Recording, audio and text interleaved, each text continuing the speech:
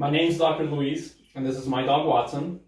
And we're going to be here today talking about pretty much dog safety. Now that we're hitting more the summer months and people tend to go more to the park and things of that nature, we want to be aware that we take certain precautions, especially if there are either loose dogs in the park or if the dog is with a leash with its owner.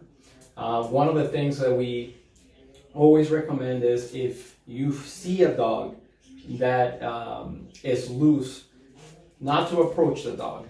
If the dog decides to approach you, it is highly recommended not to run, to just stay in position and try to call for an adult that you know, whether it's a parent or a family member or a friend. If you run, a dog normally will think that it's a chase and actually will run even faster. So you want to just stand still, kind of like a tree trunk, and not make any eye contact and just ignore it. If the dog has a leash and has an owner, then the idea, if you want to pet the dog, always ask for permission to that owner. The other thing would be to hold out your hand. So if we have Watson here, Watson sit. There you go. You would hold out your hand making a fist. Never have your hand open with your fingers exposed. And you would go like this and have the dog smell your hand. That way the dog knows that you're not trying to do any harm to it, and they're going to be more receptive in being your friend. Now, before you do that, of course, if it's a pet that has an owner and it has a leash, always ask for permission to the owner. They can always give you valuable advice in regards to the attitude of the dog. They'll either know that, no, it's probably not a good idea because the dog doesn't like people, only likes other dogs, or if there are certain things that the dog prefers. We have a lot of people where the dog has no issue being petted on the head or prefers its belly rub, and that's information that the owner can provide to you. The other very important thing is to make sure to always be around an adult in case there is a circumstance where there's some type of injury that's created by the dog. That is something that you immediately want to go to your doctor to get addressed. The other important thing is to make sure that any time after you pet the dog, caress the dog, or if the dog has licked your hand, anything of that nature, that you wash your hands appropriately afterwards. 20 seconds with soap and water, because these guys do have different bacteria and things like that can be harmful. So you always want to make sure you wash your hands after petting a dog, and especially if it's not your dog.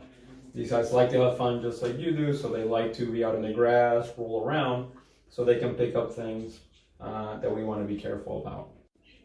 So one thing that you definitely want to make sure of is if there is a loose dog or a cat, that you let an adult know so that the proper authorities can be called. That could be the SPCA, that could be the dog pound, that could be the Humane Society, so that that particular pet their home is found, or obviously if they don't have a home, so they can be adopted out. One thing you also want to make sure about, and this would apply in any case where you're having contact with a dog, whether it's a stray dog or whether it's a dog that has an owner, is certain signs that they might give you where they might not want to be petted and you don't want to get close to them. Obviously, if you have a dog that growls, or if you have a cat that hisses, if their lip comes up, if they're showing any type of aggression, like by showing their teeth, those are things that, or their ears go down, those are things that are warning signs that they're telling you that they do not want to be petted and you don't want to go and either pet or play with the pet.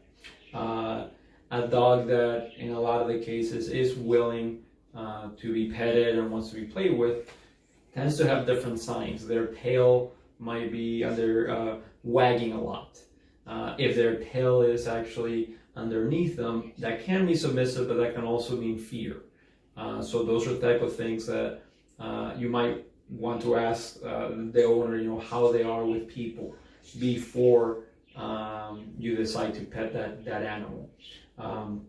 In cases of dogs, also like puppies, a lot of people are trying to train them so they don't jump on people, even though they're perfectly happy and they want to be your friend. Sometimes the owners are wanting certain behaviors like jumping on people to go away, and so always make sure you ask the owner if it's all right, because if it's something that they're working the pet with, they might tell the dog no if they're trying to do that type of behavior. So and some dogs obviously get more excited when they see people, and they'll tend to do that more often. Watson, as you can see, is very submissive and kind of a lazy dog. So he normally will let you pet him and not have an issue, and that you'll run into also, especially in your older dogs that don't have quite as much energy as your puppies do. Now this is Cheddar. He's one of the cats here at the clinic. He's very friendly. He likes to be petted a lot. Normally cats will rub on you if they want to be petted. Now, one important thing that you want to make sure of is if there are feral cats, don't approach them. Most of the time, they're a little bit more independent than dogs. What would be recommended is, if you notice them, to go ahead and tell an adult so they can call, like I mentioned before, the SPCA or the Humane Society, so that that cat can find a home.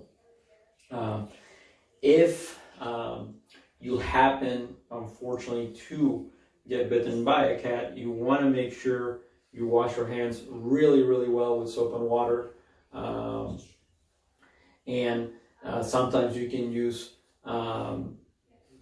disinfectants like betadine or something of that nature that an adult would know about in order to disinfect that area. Cat bites tend to create more issues with infection rather than the dog bite.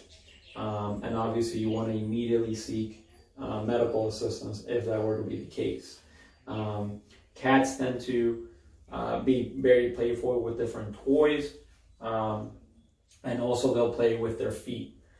Sometimes they have all their claws, so you want to be careful with that. Sometimes they don't.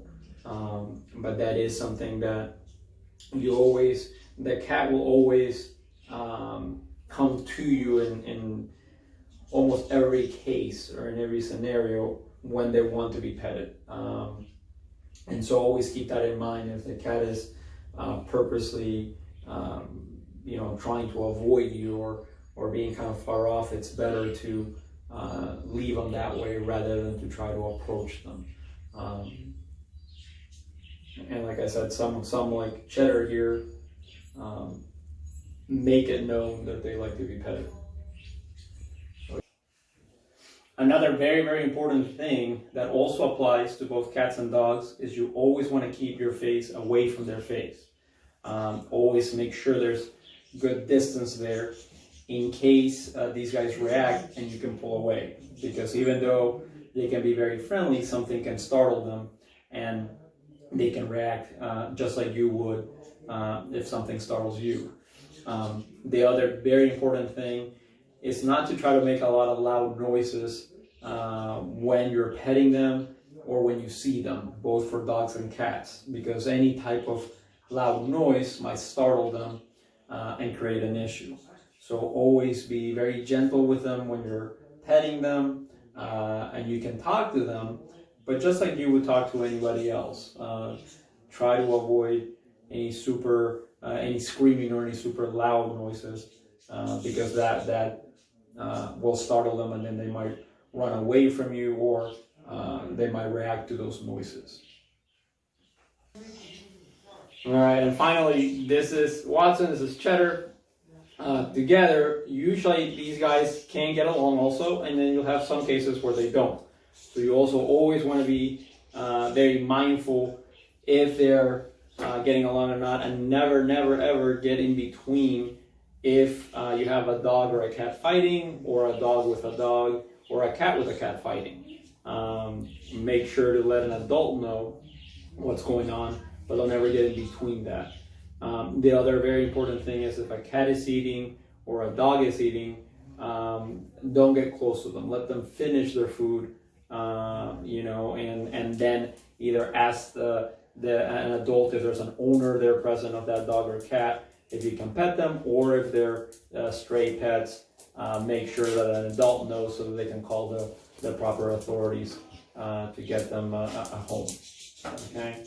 Well, I hope this video was informative for you guys, that you have a good and safe summer, and that you spend some time outdoors with your beloved pets.